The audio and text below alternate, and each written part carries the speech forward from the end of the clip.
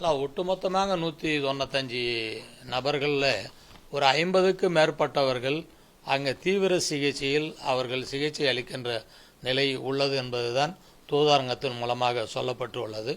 மீதமுள்ள சிறிய சிறிய காயங்கள் உள்ளவர்களுடைய செய்தியை அவங்களை தனியாக சேகரித்து வருகிறார்கள்.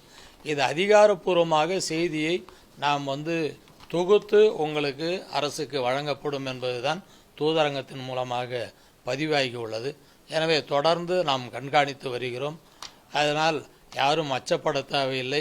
அவர்களுக்கு மாண்புமிகு முதலமைச்சர் அவர்கள் எப்பொழுதும் உலகமெங்கும் வாழ்கிற தமிழர்கள் வாழ்வாதாரத்திற்கு பல்வேறு நாடுகளுக்கு சென்று பல்வேறு இன்னல்கள் ஏற்படுகின்ற நேரத்தில் தாய் உள்ளத்தோடு அவர்களுக்கு உதவி செய்வதும், அந்த உடல்களை மீட்டு அவர் குடும்பத்தாரிடம் ஒப்படைப்பதும், அவர்களுக்கு குடும்பத்திற்கு பாதுகாப்பான அளவில் நிதிகளை வழங்குவதும், அந்த குடும்பத்துக்கு ஆறுதல் வழங்குகின்ற நிலையும் நம்முடைய முதலமைச்சர் அதை செயல்படுத்தி கொண்டு இருக்கிறார். அதற்காக தான் இந்த துறையே புதியதாக உருவாக்கப்பட்டு நலவாரியம் மூலமாக பல்வேறு திட்டங்கள் வகுக்கப்பட்டு உள்ளது.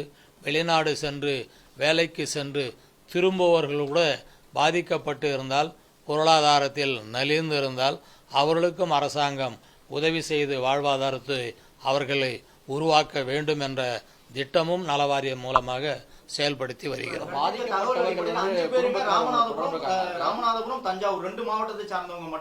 இல்லை, தஞ்சாவூர், ராமநாதபுரம், பேராவூர்னு சொல்லியிருக்காங்க.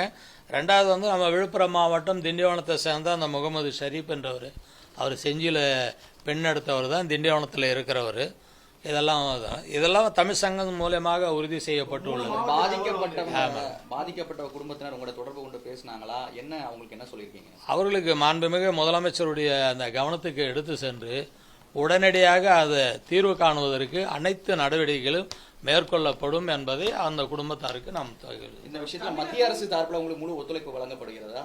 அது ஒன்றிய அரசாங்கத்தினுடைய கவனத்திற்கு இது எடுத்து செல்லப்பட்டுள்ளது. தூதரங்கத்தில் தமிழக அரசு சார்பாக, துறை சார்பாக பதிவு செய்யப்பட்டுள்ளது. முதலமைச்சருடைய அலுவலகம் மூலமாகவும் இந்த செய்திகள் பதிவு செய்யப்பட்டுள்ளது. எனவே இந்த தீ விபத்தில் உயிரிழந்தவர்களுடைய நிலையில் எப்பொழுதும் எல்லோரும் ஒருங்கிணைத்து செயல்படுவதுதான் முறை என்பதை நாடு அறியும். எனவே தமிழகத்தை பொறுத்தவரையிலும் யாருக்கு எந்த சூழ்நிலையில் எங்கே பாதிப்பு ஏற்பட்டாலும் அது இரக்க குணத்தோடு, மனித நேயத்தோடு, தாய் உள்ளத்தோடு உதவக்கூடிய முதலமைச்சர் என்பதை நாம் அறிவோம்.